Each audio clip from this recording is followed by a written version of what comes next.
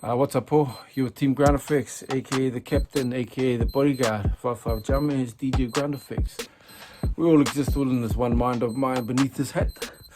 Now, this segment is called Reality Check. Now, Reality Check is deemed by myself to be of somewhat importance and something genuine about life, something that we can all take from, learn from, and either be inspired or motivated by.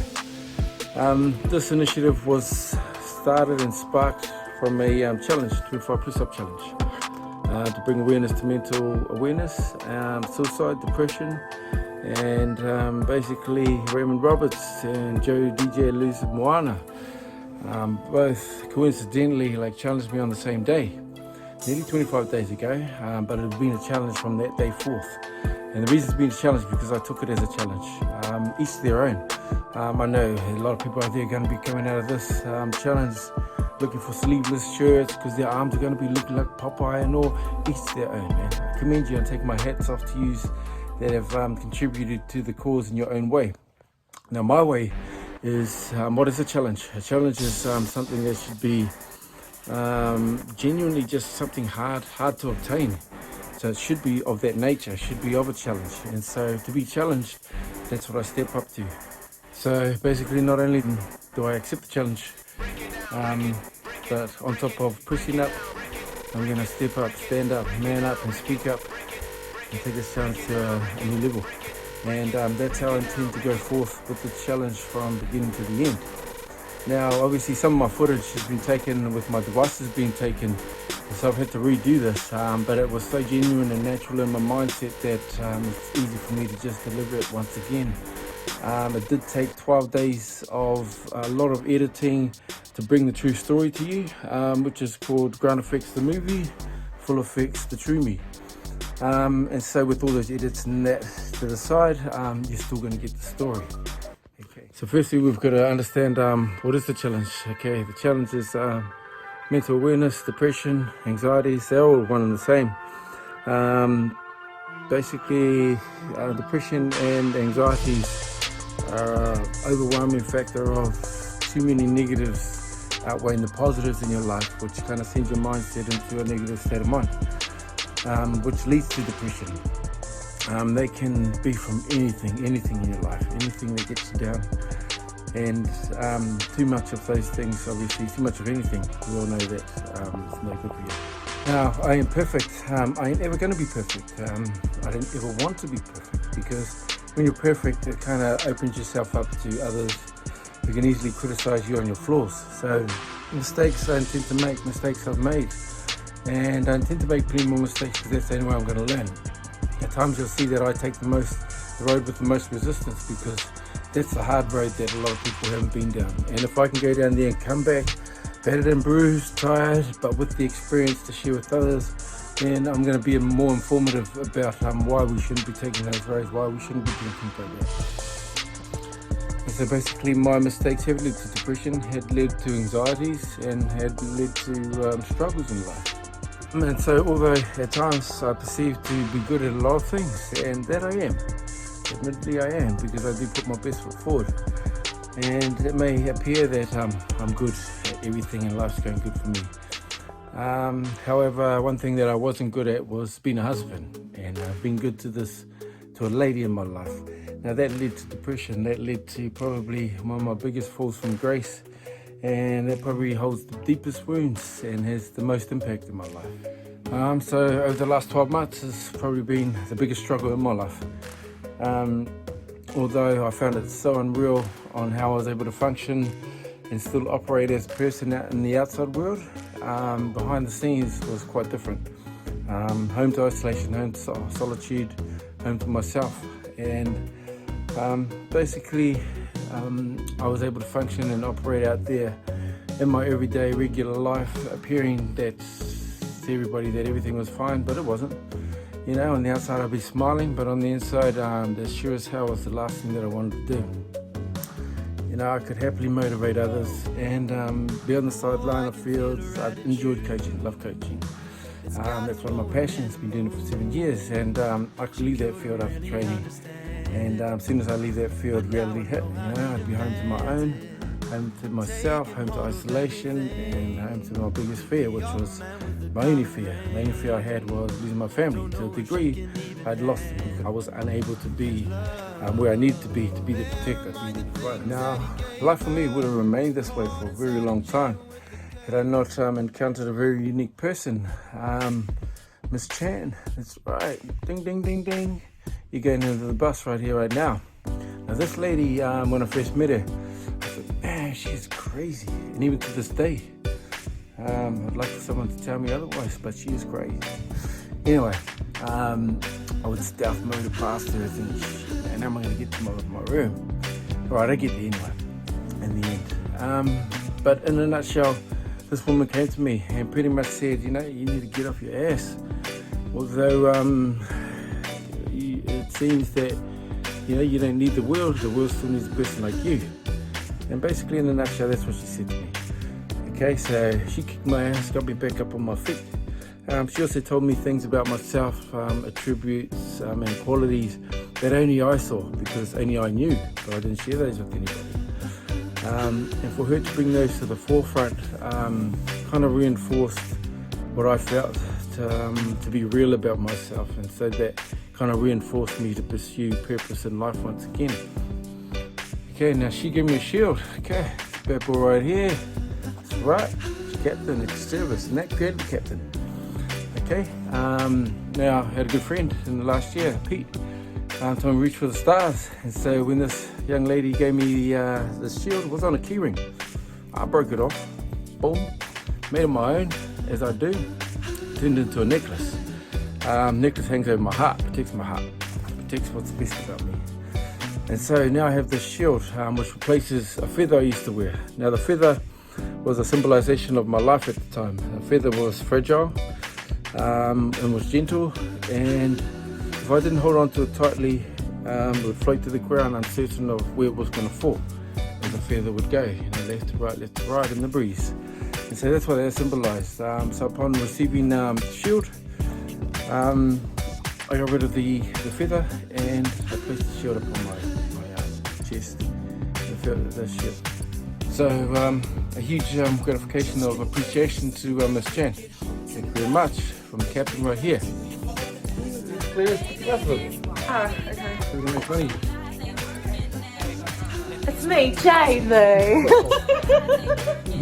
Not only did the captain resurface and come to the forefront, he was accompanied by the bodyguard. Did you see there behind me? Okay, bodyguard, he's been around for a long time. He's been around since I was 15 years old. I grew up bullied at school, and constantly I was going to school to fight. Just to get into class.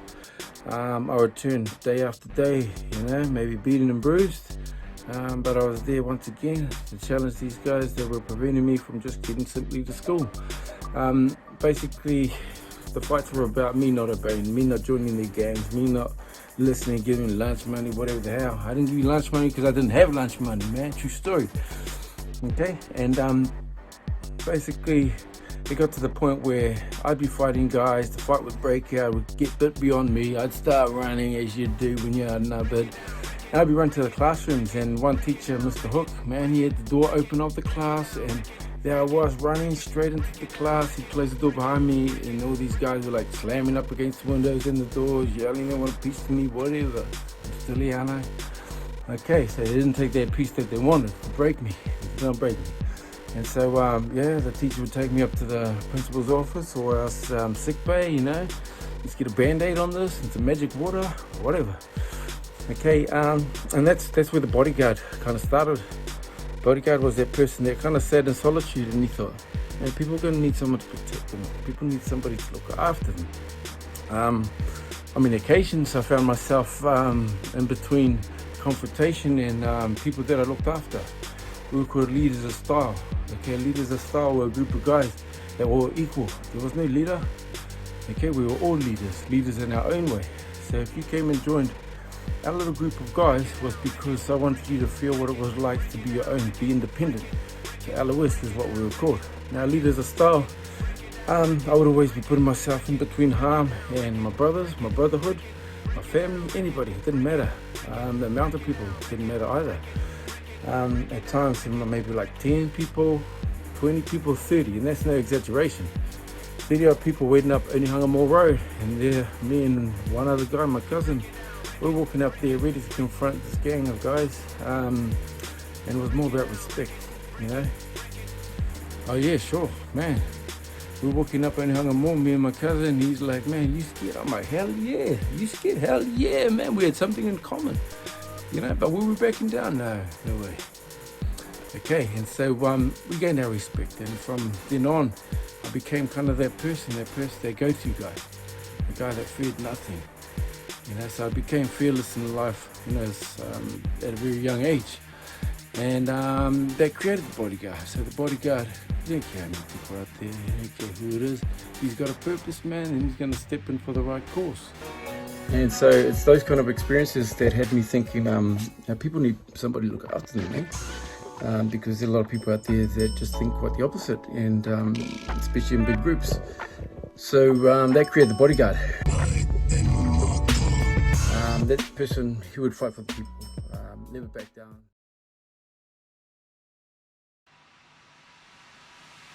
So let's get back to anxieties and depression. So anxieties and depression. So the way I tackled this during COVID, the very first day of COVID, okay, I get up and I became neighborhood watch up in my area, because nobody can tell me what's going to happen in times of desperation, what people are going to do. We've never been through this before, so no one could anticipate the reaction to action. Basically, I'd go and patrol the whole area up here. There are undeveloped houses. I'd go and take pictures of them, and I'd timestamp them, send GPS location of the time that I visited them, and I'd send these pictures to the real estate agents that were at the front of these undeveloped properties. They asked who I was. It was irrelevant, you know, as long as they knew somebody was just taking the initiative to watch these properties.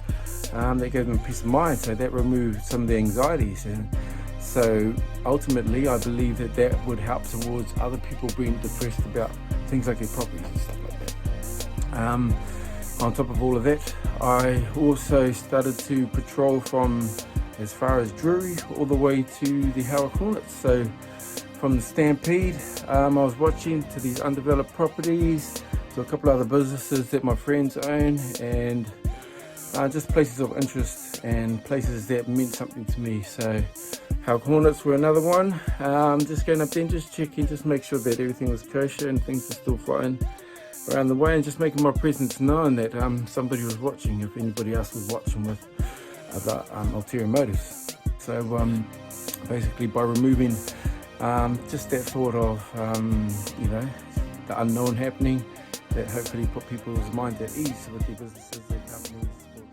Anxieties and depressed oriented issues. Now my vehicle, I've equipped for my own 24-hour breakdown service, which I've started, and a vehicle transporter unit I've built for recovery beyond roadside repairs. I've no intent of charging through, you know, the COVID hardship. One job, just get people back to safety. I mean, we're all going to have issues with money, and but when that mask goes on, we're all the same out there, no matter what you got. And so you'll all be treated the same by myself. So priority is just people at the moment, you know. You shouldn't be worrying about too many other things because they're out of our control.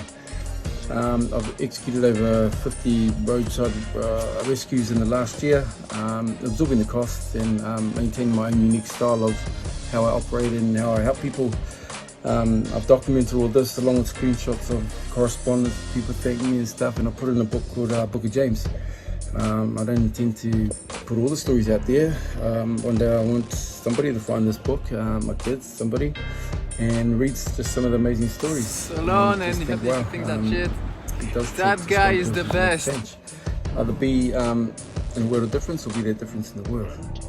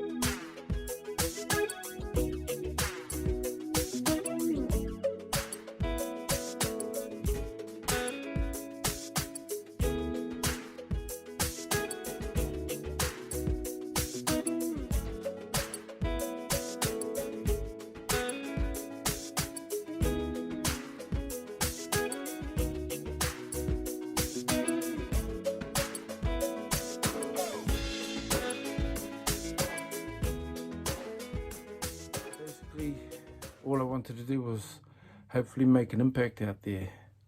Make an impact with everything I've said, my experiences, and what I'm about. Team Groundfx, over and out. Bodyguard. Groundfx. Captain. On one knee. Man up above. Now who it for? The four winds. Every direction. Let us pray. Angels east, angels west. Back on my feet again, I stand with no breath. Fatigue, exhaustion, I gave it my best. Took a lot of me, but my heart beats in my chest. 25 press ups, the challenge was set. Never climb, step up, challenge, gladly accept. I raised the bar, the caliber, to never forget that I came my sword, I conquered. It's Groundfx, Lord, I know you're watching us high up above. Struggling through our mistakes, trying to overcome the pressures of life, the precious moments to be loved. Some people don't understand the people that we become. Like an illusion, only seeing what they perceive, seeing what they believe, not seeing through the deceit, drawing conclusions, only seeing not understanding is good beneath the surface, but ain't nobody caring. So time to dig deep, let's push a little hard, stand up, real man, cause this world needs real fathers. Accept this challenge, everybody here is waiting, no minute to lose, no second thought, no contemplating, come on. Angels east, angels west, north and south, please do your best. Watch over my family while we rest. May I take on every challenge that they may bring, if life shall test. Amen.